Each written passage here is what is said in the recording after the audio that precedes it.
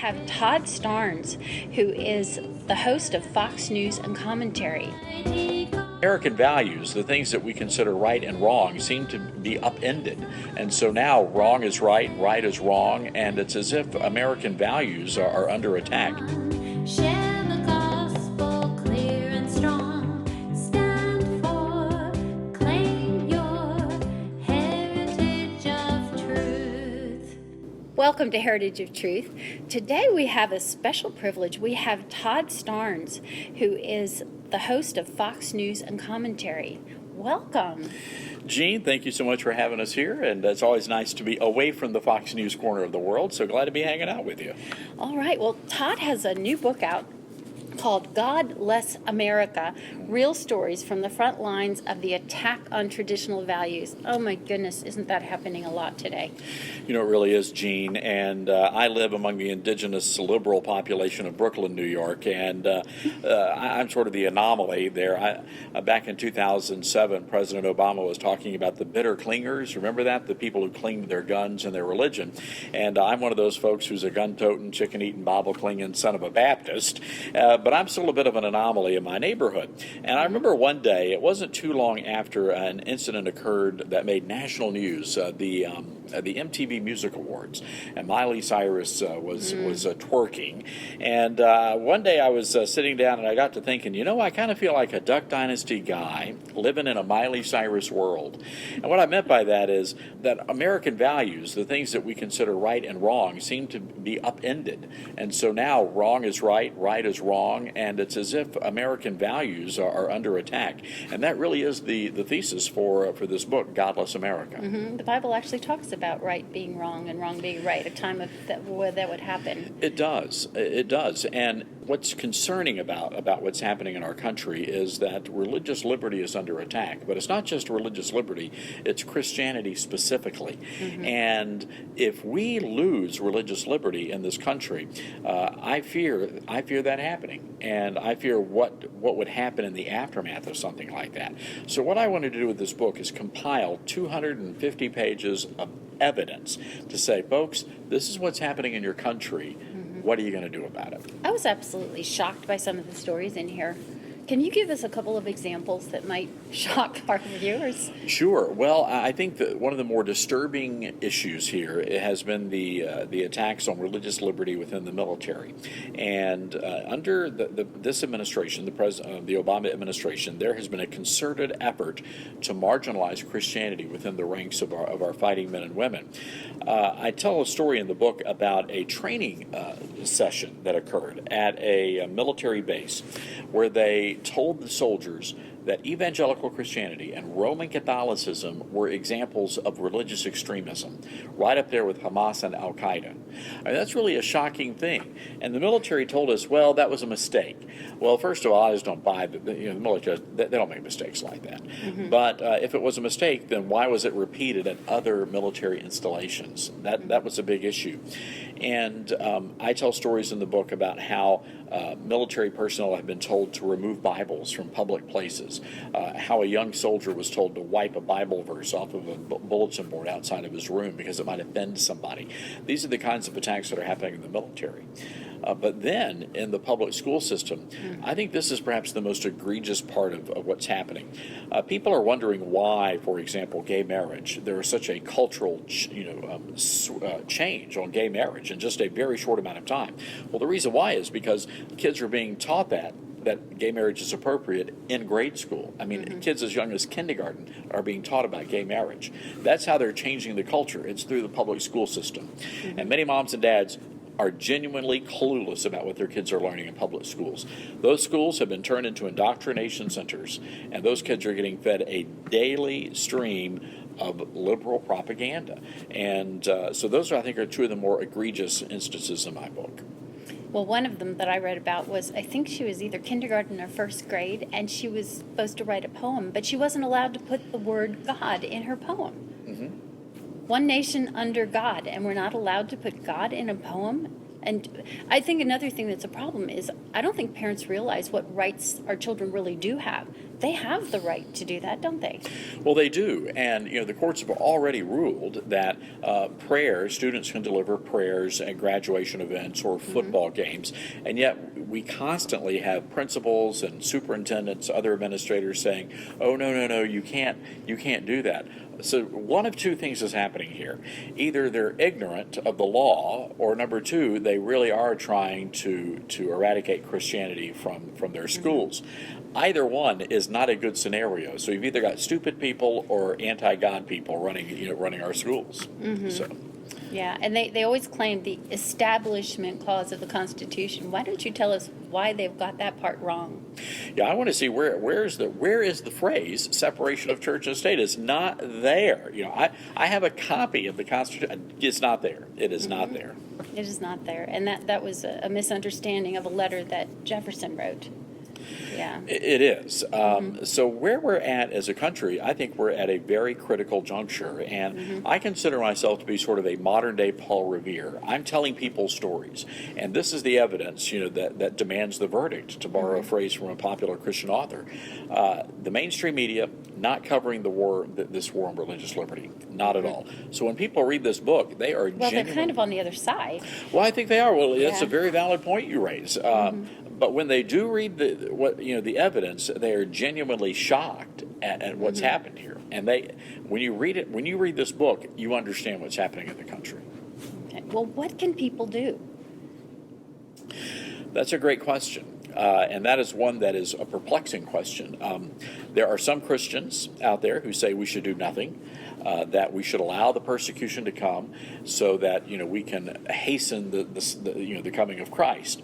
And I understand He's going to come when he's going to come. Yeah, well, exactly, and I understand that. I understand that reasoning. I'm not in that camp. I prefer not to be, persecuted. So I live here in America, where we have this great thing called religious liberty, and I believe that Christians need to do a couple of things. Number one, I think we need to pray, and that should be the most important thing, and that we should respond in a spirit of love and kindness, but also determination. I don't think we should go out there and name calling, and all that kind of stuff. But I think there's going to come a time when Christians may be forced to engage in acts of civil disobedience. Rick Warren, the pastor at Saddleback Church, told me that this issue, religious liberty, is going to be the civil rights issue of our generation. And when you think about that, aside from the shock value of that statement, how does that play out? What does that mean? Well, during the civil rights movement, there were acts of civil disobedience. People were marching in the streets for their rights. And I suspect that we're going to see that in our lifetime. Really? Wow. Well, look, I'll just throw this out there. Right across our northern border in Canada, you've got pastors that have come under investigation for hate crime charges for preaching against homosexuality in the pulpit. They've been accused of preaching hate from the pulpit. How far away do you think that's going to be here in the United States of America? I think that is going to be the next step. I think they're going to start targeting, these activists are going to start targeting churches, and they're going to start targeting Christian pastors. So pastors are not supposed to read what it says in the Bible about homosexuality then in Canada? That's right. And I think that's one day that's going to happen here in this country. Absolutely. Unless what? Unless people take a stand. And I think they also need to understand this. Elections have consequences. And, this is not a political book. I point out that all the culture war decisions dating back to the original ban on prayer in school, every single decision, most recently to the Defense of Marriage Act, those issues were decided by justices appointed by Republican presidents, every single one. Really? So, people need to understand they cannot put their trust and their hope and their faith in a political party. They can only put their faith in Christ. That's right. Boy, absolutely. Well, is there any hope you can give people? Well, one of the exciting things that I've discovered in my writings at Fox News, has been a new generation of young Christians who are willing to take a stand, who don't seem to be terribly concerned with the political correctness of the day. I write about a young man by the name of Roy Costner, a student at Liberty High School in South Carolina, of all places. And he was selected as the valedictorian of his class. And he was told that he had to turn in his graduation speech so that it could be censored. It had to be approved by the government, by government workers. So he did. And they had taken out every single reference to God or Jesus, Bible verses, prayer, the whole 9 yards. So Roy had to figure out what to do. And he went and talked to his parents and then his pastor. And so on graduation day, Roy got up in front of the entire school and he had that government-approved speech. And in front of everybody, he tore the speech up and he set it aside and he led the entire audience there in the recitation of the Lord's Prayer. I mean, Roy Costner engaged in an act of civil disobedience. He took a stand, and so I'm excited and encouraged because I believe that God may very well raise up the next Billy Graham or Billy Sunday out of this generation of young people. Oh, I hope you will. About this Duck Dynasty thing, why don't you speak to that? Well, I was a Duck Dynasty guy before being a Duck Dynasty guy was cool. I just loved the show, loved the family, and they're good folks. And Jeanne, I think that people are they're hungry for entertainment that they can sit down and watch with the whole family. I think that's at the bottom line, that's what it is. That they really yearn for that Mayberry kind of experience. And I think that's what Duck Dynasty brings to the table. But as we all know, the Robertsons are devout, Christians, and they have very specific beliefs on marriage and things that go against the thought coming out of Hollywood these days, and that they tried to penalize them for that. I think people need to understand this, that there are people losing their jobs, they're losing their livelihoods, they're coming under attack because they hold Christian beliefs in this country. In my estimation, that's a form of persecution. And I think, again, if you can take someone like Phil Robertson and say, okay, well, Phil Robertson is preaching hate or he's speaking hate. So eventually that's going to justify violence against those kinds of people. We have to stop them. That we have to silence their voices because they're offensive. Well, hey, look, a couple of things about that. Free speech, it can be offensive to people. You know what? But it's free speech. I'll give you an example of what I mean by that. I am opposed to all these people trying to ban books. And there's one reason why. Because if they can ban one person's book, they're going to be able to ban my book. They're going to be able to ban the Bible. So some people might find the Bible offensive. You know what? Well, if you find the Bible offensive, don't read it. That's plain and simple. So, but I do advocate people reading the Bible. But the issue here is free speech. It's the freedom to attend whatever church you want to attend, to freely practice your religion.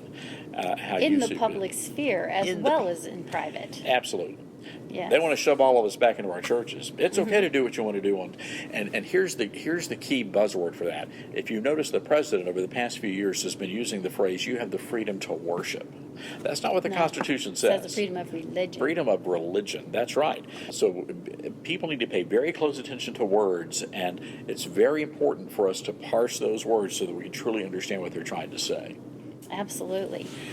Well, the thing that just makes no sense at all to me is why the attack on traditional marriage. I mean, it's been proven time and time again that the traditional family is the best place to raise children. The children come out of there more wholesome and ready to face their adult lives. Most of the prison inmates have been fatherless, so from fatherless homes. So why this attack on traditional marriage? Well, I think ultimately, the government wants to control everything, and that is I think that's ultimately what's responsible for all of this. The government thinks they know better, and what better way to control than to tear down the family unit?